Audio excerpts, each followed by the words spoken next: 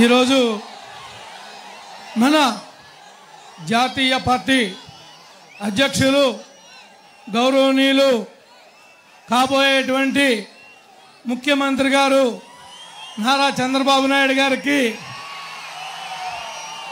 మన ముఖ్య అతిథి బ్రదర్ రాధా గారికి మన కాబోయేటువంటి పార్లమెంట్ సభ్యులు పుట్ట మహేష్ కుమార్ యాదవ్ గారికి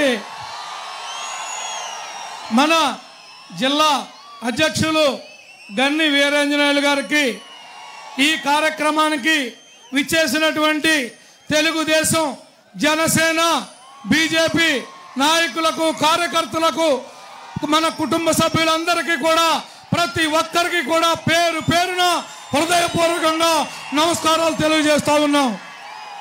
ఈనాడు మనము ఎన్నికల కోసం ఏర్పాటు చేసినటువంటి ఈ కార్యక్రమంలో మరి మన నాయకులు తెనాలి కూడా వెళ్ళాలి కాబట్టి స్ట్రైట్గా మన నియోజకవర్గానికి సంబంధించినటువంటి 2-3 విషయాలు పెద్ద ఆయన దృష్టికి తీసుకుని వచ్చి మరి నేను సెలవు తీసుకుంటాను. ముఖ్యంగా మీరందరూ నిశ్శబ్దంగా ఉంటే మీటింగ్ నడుస్తుంది. ప్లీజ్.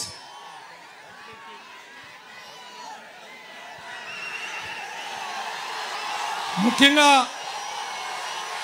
ఈ నియోజకవర్గం సగం డెల్టా సగం అప్లైన్ సార్.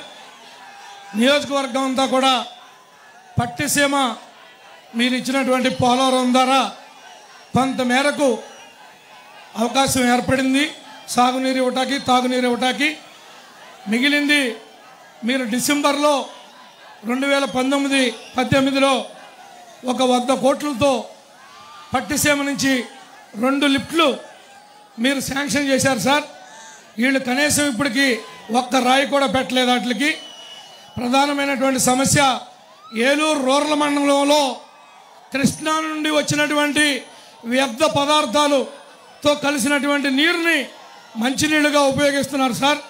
కంపల్సరీగా ఆ మండలంలో స్వచ్ఛమైనటువంటి తాగునీరు ఇచ్చే విధంగా పోలవరం రైట్ మేల కెనాల్ నుంచి మీరు ఏర్పాటు చేస్తారని చెప్పి నేను మనస్ఫూర్తిగా ఆశిస్తున్నాను సార్. మరి ముఖ్యంగా ఆనాడు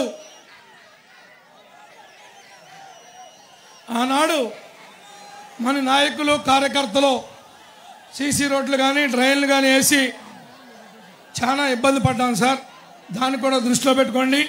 ఎట్టి పరిస్థితుల్లో ఈ నియోజకవర్గం నుండి ముచ్చటగా మీ యొక్క ఆశీస్సులతో 3వసారి అసెంబ్లీకి వెళతాను. నా నాయకులు కార్యకర్తలు వీళ్ళు పంపిస్తారన్నటువంటి పూర్తి విశ్వాసంతో ఉన్నాను సార్. ఈ విషయాన్ని మీ దృష్టికి తీసుకొస్తా ఉన్నా. అన్ని విధాలుగా కూడా నేను కానీ నా నాయకులు కానీ అనేక కేసుల్లో పడి ప్రతి వారం కోర్టులు తిరగటమే ఒక కార్యక్రమంగా ఉన్నాం సార్.